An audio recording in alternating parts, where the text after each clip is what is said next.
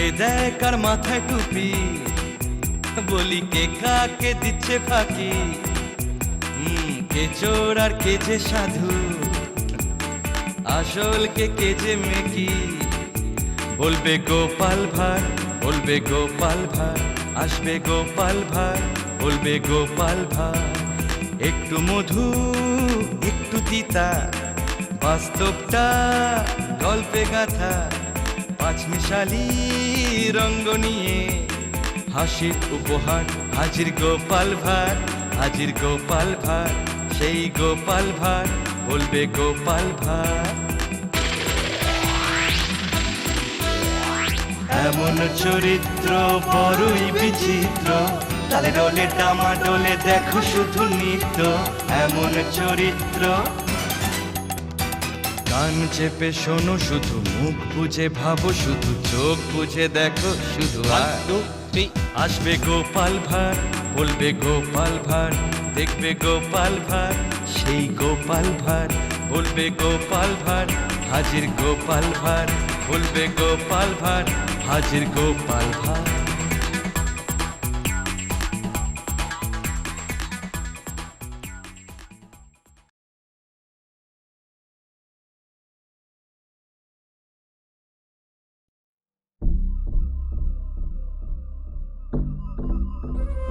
গোপালটা মহারাজের পায়ে তৈলম অর্ধন করে তো একেবারে মহারাজের কোলে উঠে পড়েছে। আর আমাদের মহারাজও হয়েছেন তেমনি, দিন রাত খালি গোপাল আর গোপাল, যেন গোপাল ছাড়া ওনার আশেপাশে আর কেউ থাকেই না। ওসব মহারাজের ন্যাকামো বুঝবে যেদিন গোপাল মহারাজকে লাথি মেরে সিংহাসন থেকে ফেলে দিয়ে নিজে ওই সিংহাসন দখল করবে। তুমি আর মহারাজের বিচার করো না, তুমি নিজে কি একেবারে গোপালের গলায় মালা পরিয়ে তাকে আশীর্বাদ করে তুমিও কম যাও না। আরে সে তো সামনে, কিন্তু পিছনে পিছনে আমি এক বুদ্ধি এঁটেছি। কি বুদ্ধি ভাই? বলবো বলবো, একেবারে রাজসভাতেই বলবো। এখন তাড়াতাড়ি পা চালাও, 10 ঘটিকা সময় হতে চললো।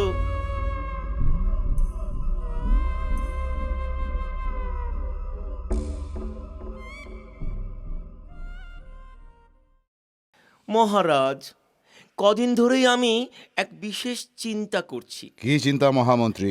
কদিন ধরেই দেখছি মুর্শিদাবাদের নবাব বাহাদুরের সাথে আমাদের মহারাজের কেমন যেন একটা মনোমালিন্য চলছে, যার ফলে মনোমালিন্য? কই না তো। আপনার পরিষ্কার মন, তাই বুঝতে পারেন না, কিন্তু নবাবী মহাভারত রচনা, তারপর হলো কি ওই আপনার ওই উদ্যানের সরোবর পদ্মার সাথে ওনার উদ্যানের সরোবর আলাদিনের বিবাহের প্রস্তাব, আমার মনে হয় সামনে উনি এসব ভালো ভালো কথা বলে মুখ মিষ্টি বজায় রাখছেন, কিন্তু মনে মনে হয়তো ভাবছেন বুদ্ধির খেলায় একেবারে হেরে গেলেই ব্যাস, মহারাজ আর তার সভাসদদের একেবারে শেকড় শুদ্ধ উৎপাটন। তাই মনোমালিন্য থেকে মুক্তি পাবার কি উপায় মহামন্ত্রী? আমার যতদূর মনে হয় আপনার তথা আমাদের এই রাজ্যের ওপর শনির কোপ দৃষ্টি পড়েছে, তাই খুব ভালো হয় আপনি যদি এক ভালো জ্যোতিষীকে দিয়ে আপনার হস্তরেখাটা বিচার করান। তা আপনার জানাশোনা এরূপ কোনো জ্যোতিষী আছে নাকি যে ভালোভাবে হস্তরেখা বিচার করতে পারবে? হ্যাঁ, আছে বই কি। আর সে শুধু হস্তরেখা বিচারই করে না, কোনো দোষ ত্রুটি থাকলে তার প্রতিকারও করে। গোপাল, তোমার কি মত? মহারাজ, মহামন্ত্রী হবুচন্দ্র বয়সে যেমন প্রবীণ, অভিজ্ঞতাতেও প্রবীণ। আমার মনে হয় উনি যথার্থই বলেছেন। বেশ মহামন্ত্রী, আপনি তবে ওনাকে কাল রাজসভায় নিয়ে আসুন। যথা আজ্ঞা মহারাজ।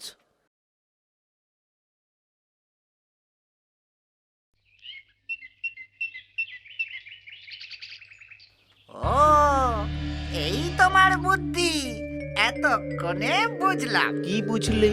তোমার জানাশোনা কোনো জ্যোতিষীকে দিয়ে মহারাজের হস্তরেখা বিচার করাবে, আর তারপর সুলতান কর্তৃক নদিয়া রাজ্য আক্রমণের ভয় দেখিয়ে মহারাজকে একেবারে নিজের কবজায় রাখবে, তাই না? কচু পোরা, এই বুদ্ধি নিয়ে তুমি মন্ত্রীগিরি করো কি করে? তবে চলো আমার সাথে। বেশ, যাই চলো। তুমি যতই ছেড়ে দিন করো না কেন, আমি কিন্তু কিছুতেই ছাড়তে পারছি না। ও বাঁদর দুটোকে তো আমি বিলক্ষণ চিনি। দেখবে ঠিক একটা না একটা কিছু অঘটন ঘটাবে। যাই হোক, এখন আগামীকাল পর্যন্ত অপেক্ষা করা ছাড়া আর কোনো উপায় নেই। তাহলে জ্যোতিষী মশাই সব মনে থাকবে তো? আপনি এই রাজ্যের মহামন্ত্রী, আপনার কথা ভুলে গেলে চলে? তাহলে যে এই রাজ্য থেকে আমার বাস ওঠাতে হবে। বেশ, এই নাও তবে 5 স্বর্ণমুদ্রা। কাজ মিটে গেলে আরো 10 স্বর্ণমুদ্রা দেব। ঠিক আছে মন্ত্রী মশাই। কি বুঝলে গোপুচন্দ্র? বুদ্ধিটা দারুণ। সাপও মরবে অথচ লাঠিও ভাঙবে না।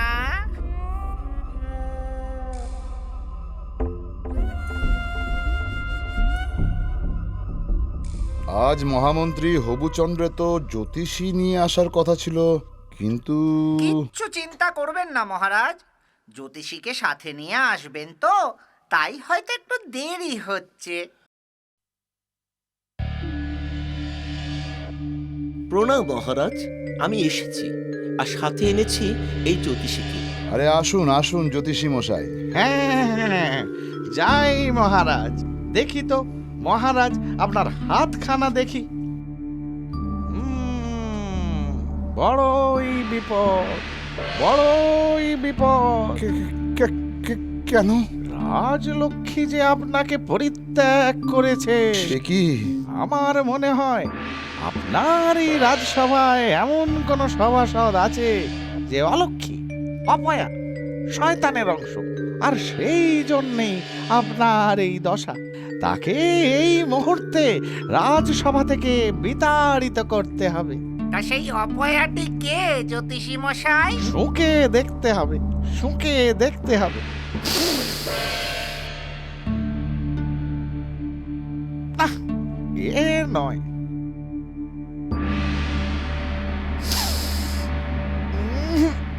ইনিও নন। না না না, ইনি তো বরং লক্ষ্মীর বর পুত্র, অত্যন্ত পয়া। না না, দিব্য গন্ধ। এ অপয়া অলক্ষ্মী হতেই পারে না।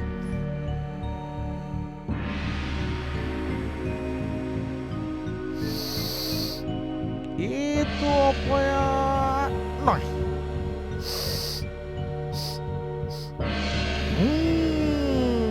কিরকম যেন টক টক গন্ধ। বাঁচান মহারাজ, বাঁচান বাঁচান বাঁচান। কি হয়েছে? আপনি এরকম চিৎকার করে উঠলেন কেন? শয়তান, শয়তান, আজ তো শয়তান। এই জন্যেই আজ আপনার এই দশা। একে একে এই মুহূর্তে রাজসভা থেকে বিতাড়িত করুন। আমার জন্য আপনার তথা এই নদিয়া রাজ্যের তথা এই সমগ্র নদিয়াবাসীর কোনো ক্ষতি হোক, এটা আমি চাই না। তাই আমাকে তাড়ানোর আগেই আমি নিজে স্বইচ্ছায় এই রাজসভা পরিত্যাগ করে চলে যাচ্ছি। প্রণাম মহারাজ।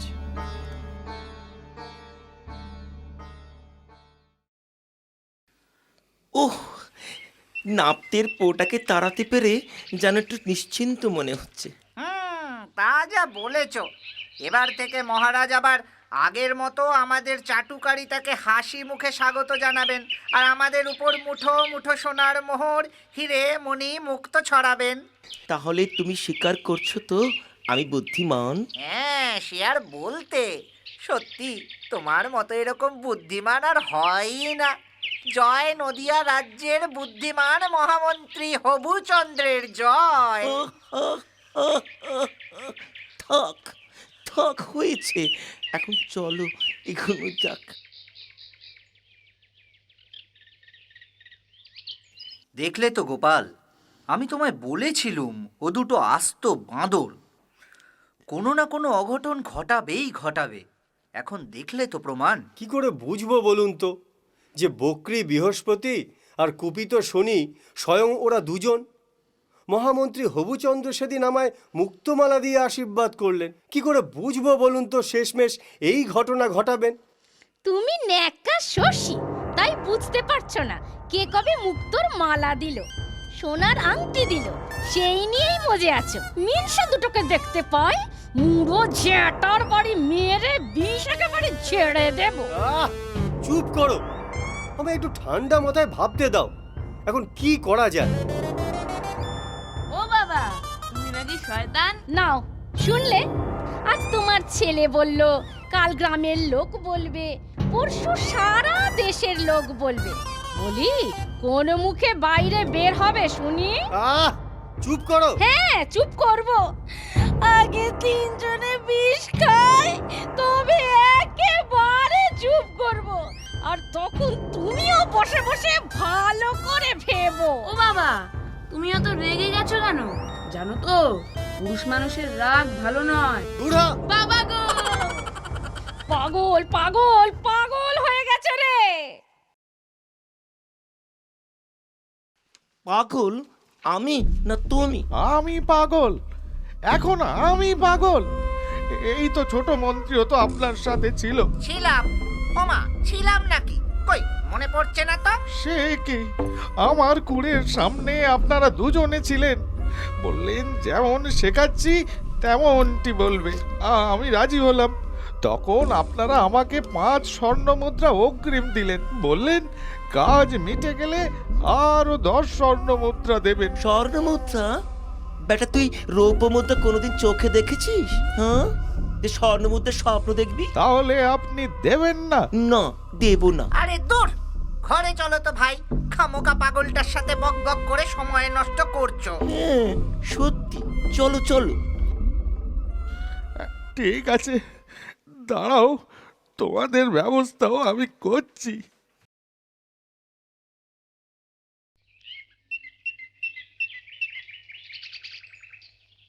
গোপাল কর্তা, ও গোপাল কর্তা। কে? ও, জ্যোতিষী ঠাকুর। তা এবার কি গণনা করলেন? আমি এই রাজ্যে থাকলে মহারাজের বিপদ। গোপাল কর্তা, তবে গতকাল ওই বড় মন্ত্রী আর ছোট মন্ত্রী আমার ঘরেতে এসেছিল।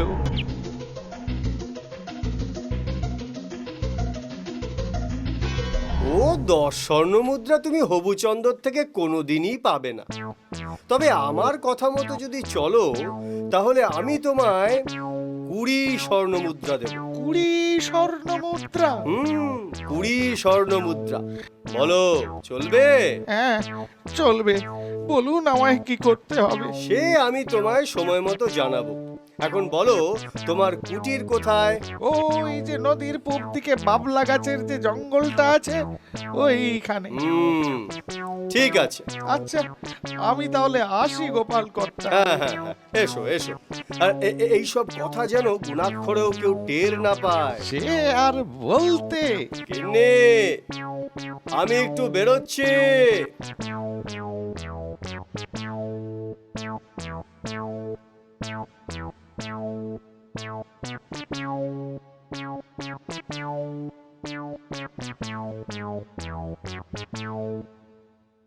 সে কি, তলে তলে এত?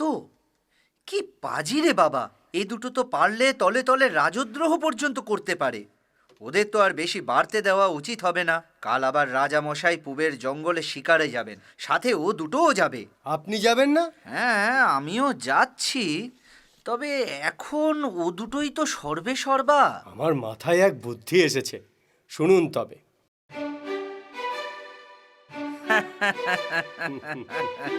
বুদ্ধিটা তো মন্দ নয়।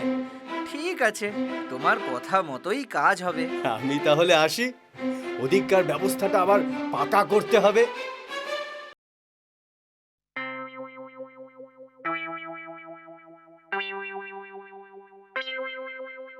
বুঝতে পেরেছো ভাই? তাহলে কি করতে হবে?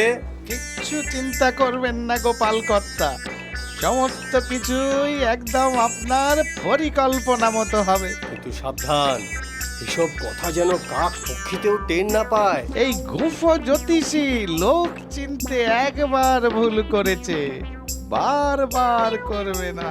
বেশ, এই নাও তবে 50টি স্বর্ণ মুদ্রা।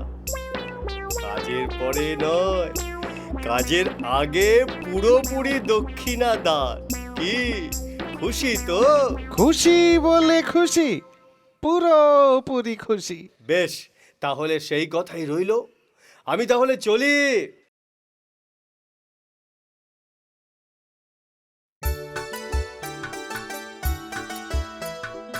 ওহ, আজ প্রাণ ভরে শিকার করেছি। সত্যি 8টা বালিহাঁস, 3টে খরগোশ, 2টো হরিণ, সত্যি নসিবটা খুব ভালো। কিন্তু যাই বলুন মহারাজ, বাঘ শিকার না করলে কিন্তু ঠিক শিকার করা হয় না। এসব পাখি টাকি শিকার তো বাচ্চাদের শিকার। যদি পুরুষ হন তবে বাঘ শিকার করুন।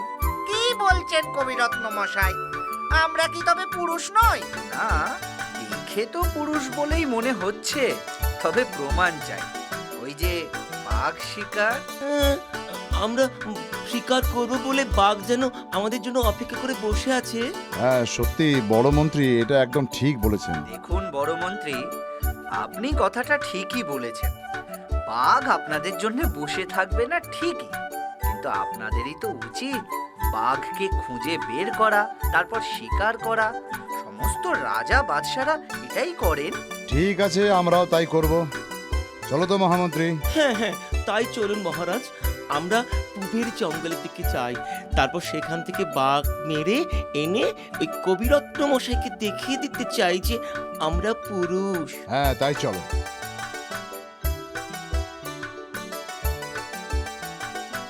এ কোথায় নিয়ে এলে মহামন্ত্রী? চারিদিকে কেমন যেন নিঝুম। হঠাৎ যদি একটা বাঘ ঘাড়ের ওপর লাফিয়ে পড়ে তাহলে... ওরে বাবা, মনে হয় বাঘ, না হলে ছোপটা ওরকম নড়ে ওঠে। দাঁড়াও, দেখছি। ও বাবা, এ কার হাসি? বোধ হয় বাঘের। এরা কারা? মনে হয় দস্যু। ওরে বাবা রে! এই এই আমায় পেলে পালাবেন না। এই দুটোকে বন্দি কর, রাত্রে মায়ের কাছে বলি দেওয়া হবে। বাঁচা!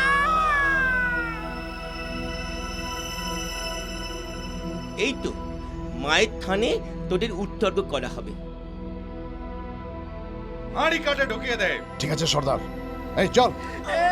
আমাদের মেরে ফেলো না। দয়া করে ছেড়ে দাও।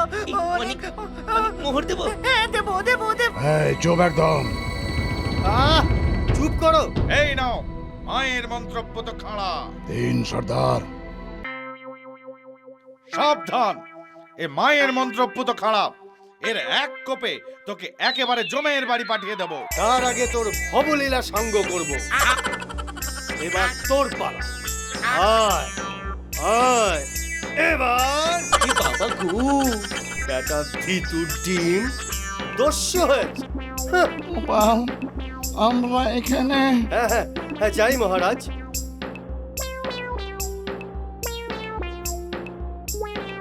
সৈন্যগণ, এনাদের রাজপ্রাসাদে নিয়ে চল।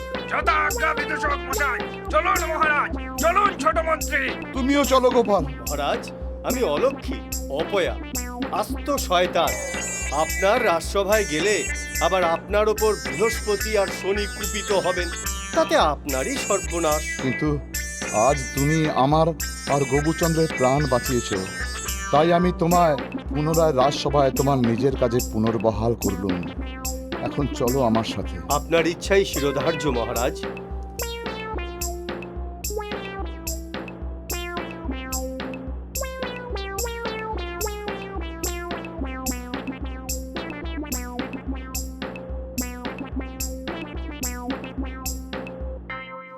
আপনারা সকলেই তাহলে সেদিনকার সেই ঘটনাটা শুনলেন। তাহলে এবার আপনারা বলুন, আমি গোপালকে পুনর্বহাল করে কোনো অন্যায় কাজ করেছি কি? আগে না মহারাজ, আপনার সিদ্ধান্তই সঠিক। আর আপনারা, আপনাদের মতামত কি? হ্যাঁ হ্যাঁ, আমরাও এই ব্যাপারে খুশির সাথে একমত। অবশ্য আপনারা কে একমত আর কে একমত নয় সে ব্যাপারে আমার কিছু এসে যায় না। যাদের মনে হবে গোপাল রাজসভায় এলে আমার সাথে সাথে তাদেরও ক্ষতি হবে, তাদের প্রতি আমার নির্দেশ, তারা এই রাজ্য ত্যাগ করে এই মুহূর্তে চলে যাও। না না, এ কি মহারাজ, আমরা রাজ্য ত্যাগ করবো কেন? বরং গোপাল আমাদের মাঝে ফিরে আসতে আমরা যথেষ্ট খুশি। সকলে বলো, জয় গোপালের জয়, জয় মহারাজ কৃষ্ণচন্দ্রের জয়। জয় গোপালের জয়, জয় মহারাজ কৃষ্ণচন্দ্রের জয়। আহা, কি বুদ্ধিমান বড় মন্ত্রী না হয়েছেন। গোপাল তো গেলই না, উল্টে আরো শক্তভাবে রাজসভায় নিজেকে প্রতিষ্ঠিত করলো। আর মধ্যিখান থেকে আমার পাঁচটা স্বর্ণমুদ্রা চলে গেল। ঠিক আছে, সুযোগ পাই তখন আবার দেখে নেব। আচ্ছা গোপাল, তুমি তো সেই জ্যোতিষীকে নিয়ে সরাসরি রাজার কাছে গেলেই তো রাজা সব কিছু বুঝে যেতেন। তা সত্ত্বেও এত নাটকের অবতারণা করলে কেন? জ্যোতিষীকে নিয়ে সরাসরি রাজার কাছে গেলে রাজা হয়তো আমাকে রাজসভায় ঠাঁই দিতেন, কিন্তু হবুচন্দ্র আর গবুচন্দ্রকে তাড়াতেন। অন্যের সংস্থান করার ক্ষমতা যখন আমার নেই, তখন অন্যের অন্ন সংস্থান বন্ধের অধিকারও আমার নেই। আর দ্বিতীয়ত রাজা মশাইয়ের কণ্ঠস্বরে দৃঢ়তার অভাব ছিল, এবং এর সুযোগ নিয়ে অনেক সভাসদই অনেক রকম অপকর্ম চালাচ্ছিল। আজ তারা আমার ওপর বিরক্ত হয়ে আমায় তাড়ালো। কাল এই ঘটনা আপনার ক্ষেত্রেও হতে পারত। তাই মহারাজের এই দৃঢ় কণ্ঠস্বরের ঘোষণায় সেই ঘটনাটার আর পুনরাবৃত্তি হওয়া অনেকটা কমে গেল। আর তৃতীয়ত হবুচন্দ্র আর গবুচন্দ্রের মনে চিন্তা ঢুকল। কি চিন্তা? প্রথমত 5 স্বর্ণমুদ্রা লোকসানের চিন্তা, আর দ্বিতীয়ত গোপাল যদি সেই জ্যোতিষীকে খুঁজে পেতে রাজসভায় ধরে আনে, তাহলেই ব্যাস, চাকরিটা তো যাবেই, সাথে সাথে যেতে হবে কারাগারে। হ্যাঁ, এখন তো তুমি আবার রাজার বিদূষক। তোমার অধীনে 50টি সৈন্য, কাজেই খুঁজে পেতে তোমার অসুবিধে হবে না। সত্যি গোপাল, তুমি মহান। সবই আপনার আর মহারাজের দয়া।